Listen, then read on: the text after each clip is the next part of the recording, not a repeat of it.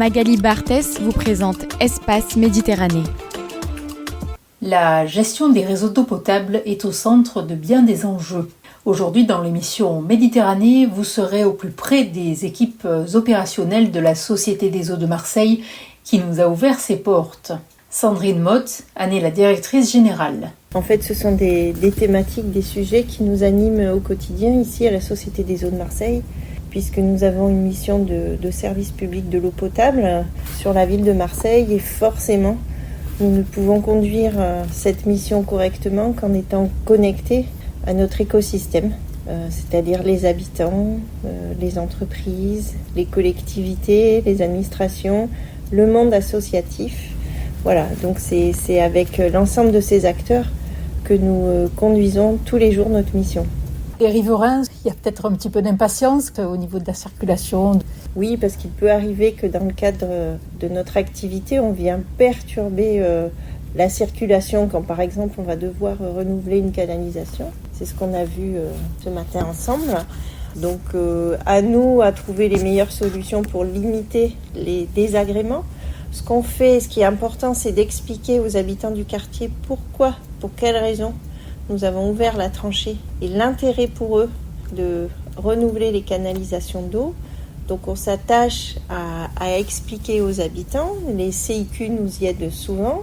Également, vous avez systématiquement des panneaux qu'on laisse qui expliquent le chantier en cours et qui signalent notamment un interlocuteur, le monsieur chantier que nous avons dans l'entreprise, qui est là pour répondre aux questions, ou des fois peut-être qu'il y a telle ou telle nuisance ou impact qu'on n'a pas vu, pour voir comment derrière on peut s'adapter. On essaie d'être en permanence à l'écoute et on est convaincu que quand les gens comprennent l'intérêt du chantier, du coup ils le regardent différemment et souvent c'est eux les meilleurs supporters. En moyenne, ça dure à peu près combien de temps ? Alors tout va dépendre de la taille du chantier. Le chantier qu'on a vu ce matin, c'est un chantier sur à peu près 2 mois. Donc on l'a vu, on s'attache à ouvrir la tranchée sur une portion réduite. C'est là où on va intervenir et faire les travaux de la journée. Et le soir, on rebouche la tranchée pour justement remettre en état la rue. Et le lendemain, on continue le tronçon d'après, etc. Donc voilà, c'est une opération, celle de ce qu'on a vu ensemble ce matin, d'à peu près 2 mois. Est-ce que vous pourriez nous parler un petit peu des rencontres écosystèmes ?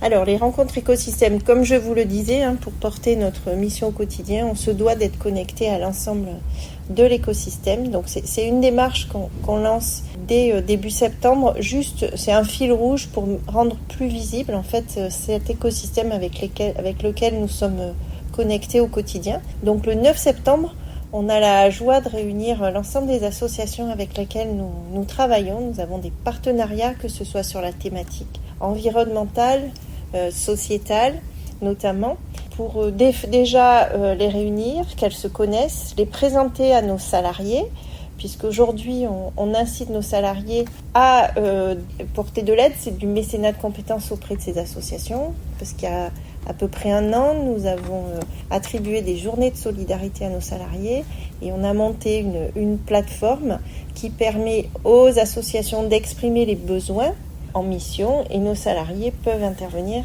auprès de ces associations et faire des missions au titre de la solidarité. Donc c'est important de présenter l'ensemble de ces associations à nos collaborateurs, c'est important de les réunir ensemble, c'est important de leur donner de la visibilité. Donc on permettra et on sera heureux d'accueillir une centaine de visiteurs externes, que ce soit les collectivités, les administrations, mais aussi les entreprises, d'autres associations, les CIQ qui viendront les rencontrer. Voilà, autour de cette journée dont la thématique c'est l'engagement et la coopération, parce que ça c'est une démarche qu'on porte fortement à la Société des eaux de Marseille. On y croit, on pense que notre utilité c'est aussi de bien coopérer avec l'ensemble de nos parties prenantes. Voilà, donc c'est une journée qui aura lieu le 9 septembre ici à la Société des eaux de Marseille à la Caplette. Donc à la Société des eaux, on forme aussi, j'imagine que vous adressez aussi au public scolaire, c'est un métier d'avenir. Oui, vous faites bien de le souligner, c'est par les enfants qu'on est convaincu que va passer le bon usage raisonné de l'eau de chacun, c'est-à-dire comment on fait les bons gestes au quotidien pour éviter le gaspillage de l'eau. Donc on est attaché à permettre aux écoles, notamment dans le cursus CM1, CM2, de proposer aux instituteurs des ateliers ludo-éducatifs sur l'eau qu'on a co-construit avec une association pour permettre aux enfants de comprendre d'où vient l'eau qui arrive à leur robinet, leur expliquer à travers des jeux pourquoi il est important de la protéger. Et on espère vraiment, et on sait que ça marche, que le soir, en rentrant à la maison, ils expliquent à la famille tout ce qu'ils ont appris. Et c'est nos meilleurs ambassadeurs, les enfants. L'entretien, mais aussi la recherche de fuites font partie des missions quotidiennes des professionnels de l'eau. Henri Raffaeli, technicien expertise réseau, nous explique comment il parvient à détecter ces fuites d'eau qui font partie des préoccupations de nombreux ménages et entreprises. Notre recherche de fuite, elle commence par la pose de capteurs qu'on pose un jour avant. On va écouter pendant la nuit, pendant les moments le plus calmes où il y a le moins de consommation chez les abonnés. Et à partir de là, le lendemain, on va récupérer ces capteurs et ça va nous dégrossir le travail, à savoir les zones où il y a des potentielles fuites. Donc ça va nous donner un signal pas de fuite, un signal fuite possible ou un gros risque de fuite. Donc nous, après, on vient sur place et on commence à chercher avec nos appareils qu'on va vous montrer, où on va chercher les fuites plutôt à l'acoustique en fait. On cherche les vibrations des canalisations. Une fuite, elle génère des vibrations. Donc ça nous permet de... Quand les grillons, ça va, mais après il y a les voitures, les avions, tout l'environnement, tous les bruits environnants. Alors après, on vient écouter sur les canalisations et même au sol directement en fait. Et on va éduquer nos oreilles pour pouvoir distinguer les différents bruits et on va dire les filtrer entre guillemets. Les innovations actuellement mises en place sont les meilleurs alliés des agents du service de l'eau. La détection de fuites instantanée qui fait appel à l'IA ou encore l'automatisation au service d'entretien préventif des vannes. Jean-Michel Reines, responsable du réseau de distribution sur Marseille, vous en dit plus. Les agents réseau qui font la maintenance des réseaux, avant de toucher une vanne, ils vont, avec cet équipement-là, le leak tracker, ils vont enregistrer le bruit de l'eau sur la vanne. Ça va se faire pendant 20 secondes. L'enregistrement part et communiqué à une IA. L'IA va traiter le signal de l'enregistrement et derrière cet enregistrement-là va nous dire s'il y a une possibilité de fuite ou non. On va multiplier comme ça le nombre de possibilités de trouver des fuites. Et on va éviter ainsi d'avoir des casses de canalisation. Ça va nous aider à faire de la gestion du réseau et de la recherche de fuites efficace. Toutes les informations qui sont enregistrées sur la machine vont être disponibles derrière sur la cartographie du réseau. On va avoir toutes les caractéristiques de la vanne, le couple qui a été mis en jeu pour tourner la vanne. Ça participe, toutes ces informations participent à la bonne gestion patrimoniale du réseau de Marseille. Comme on va faire 1% de renouvellement de canalisation par an, donc sur Marseille c'est 30 km de réseau qui sont renouvelés tous les ans, sur les vannes on va également renouveler des dizaines de vannes chaque année. Cet équipement-là va nous permettre d'éviter de faire ce renouvellement et de qualifier la vanne comme étant correcte et fonctionnelle au moment où on a fait les manœuvres. Chaque année, 1% des canalisations sont renouvelées sur notre territoire, alors que la moyenne nationale est de 0,5%.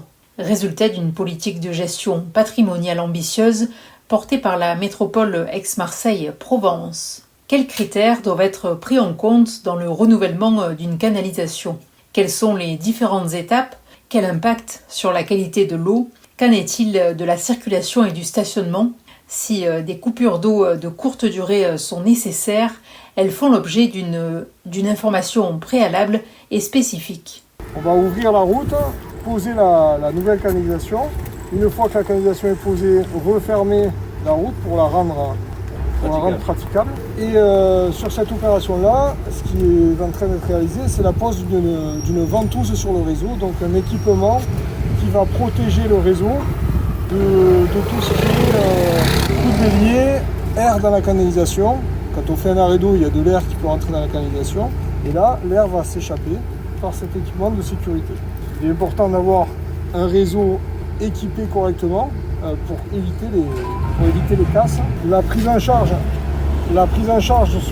sur la canalisation permet de percer le réseau avoir un robinet qui s'adapte, une vanne qui va s'adapter sur cette prise en charge. Et donc, la connexion qui est réalisée peut être réalisée en eau sans coupure de service. À mesure que l'on pose la canalisation, on va renouveler des branchements au droit de chaque immeuble pour reprendre les anciens branchements et s'assurer que tout le réseau posé est complètement neuf et durable pour les 50, 60, 70 prochaines années. C'est 1% du réseau qui est renouvelé chaque année. 1% du réseau sur Marseille, ça représente 30 km de réseau et donc 30 km de chantier.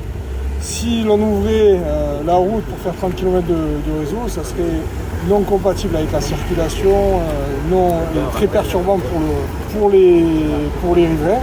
Ici, on fait des chantiers sur les zones critiques et uniquement par ouverture de tranchées sur 12, 15, 20 mètres. Et on fonctionne à l'avancement pour perturber un minimum le trafic. On a vu qu'on gérait 5000 km de canalisation, 1980 sur Marseille. On a une gestion patrimoniale qui nous permet de donner la criticité des réseaux en fonction de leur âge, des incidents d'exploitation que l'on a pu connaître, de la pression dans le réseau, détection de fuite que l'on a pu voir tout à l'heure, et du type de matériaux, et également de l'environnement. L'environnement qui peut être à la circulation, qui peut être le type de terrain que l'on rencontre.